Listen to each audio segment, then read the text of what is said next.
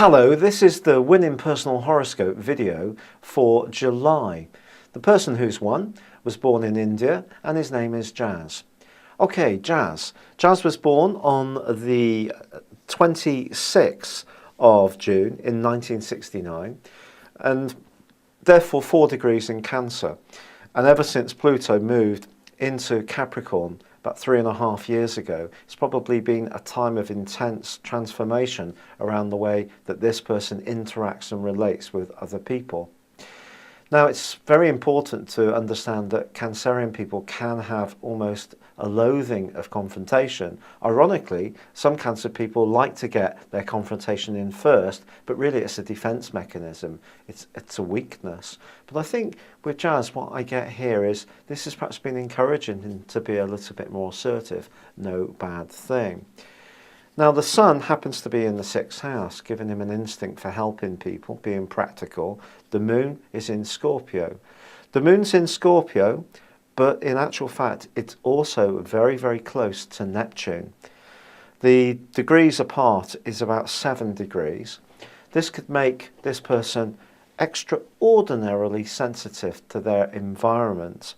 Now, both planets are in the 10th house.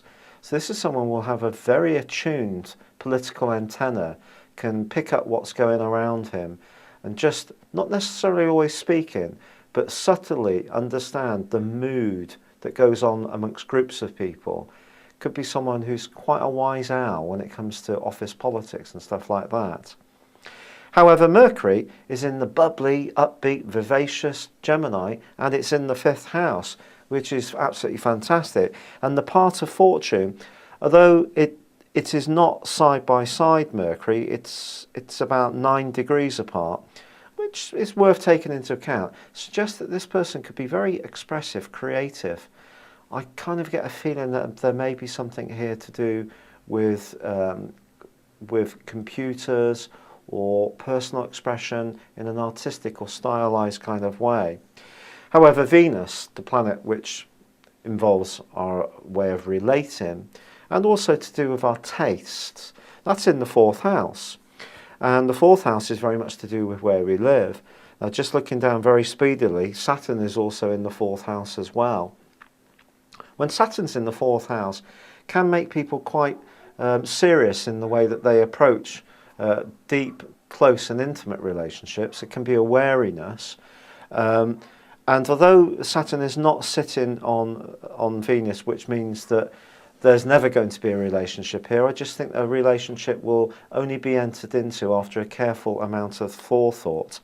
Also, Venus is in Taurus, and at 19 degrees, it's exactly opposite the Moon. So sometimes hopes and expectations, and with Venus opposite Neptune too, could be some confusion about love relationships at times, I feel.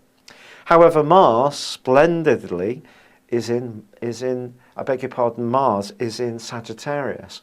This is a terrific location, and it's a kind of complete counterbalance for all this sensitive stuff at the heart of this person's chart. Mars here is brilliant for athletics, sport. Lots of people who play sport, runners, footballers, have Mars in Sagittarius. And this is in the 11th house, points towards team sports, or someone who's pretty sort of unjudgmental when it comes to the type of relationships they have. I wouldn't say this person gets very close to people easily, but at a certain level can get on with a lot of people very, very well. There may be another side of them that's quite private. Now we have Jupiter in the 8th house in Virgo. Remember, the Sun was in the 6th house.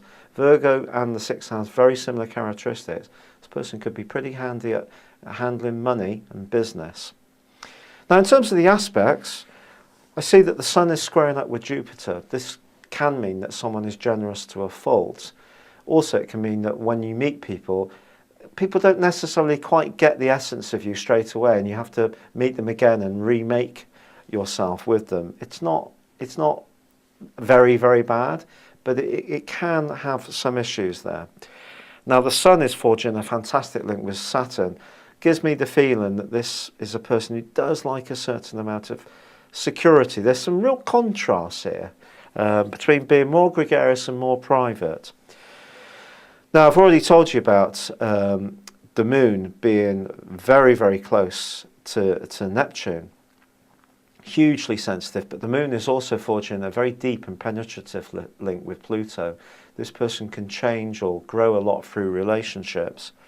Moon, as I've said before, is opposite Venus, and so that can be very, very nice in some ways. Sometimes it can lead to almost trying a bit too hard around relationships. And the Sun is also square Uranus, suggesting that some unpredictability can come up, even if the instinct of this person is to have things fairly settled. Circumstances may just conspire that there needs to be change to keep things fresh. Now, Venus is also opposite Neptune, and I think it is very, very important with this aspect to be cautious about entering into relationships. Could be wool gathering, putting people on pedestals, being a bit too self-sacrificing, or being attracted to the wrong type of person and falling hopelessly in love with them. It's important to be very realistic about the type of person this person does get close to. Having said that, Venus forges a wonderful link with Pluto, and again that suggests there can be deep understanding gained from the relationships this person works through and evolves through in their life. So I think we have a person who's practical in some ways, likes to help people, very sensitive, becoming more assertive about the way they relate, does have this creativity through the part of Fortune and also Mercury in its home zone in Gemini, in the 5th house, good sense of humour. But then we have this more private stuff, Venus opposite Neptune. We have the Moon conjunct Neptune. We also have, therefore, Venus opposite Neptune, and therefore Saturn also in the 4th house as well. There is this very sensitive stuff, the need to protect, and the environment where this person lives, hugely important, might have real need for privacy at times and quiet time to reflect, despite a very gregarious other side to their nature.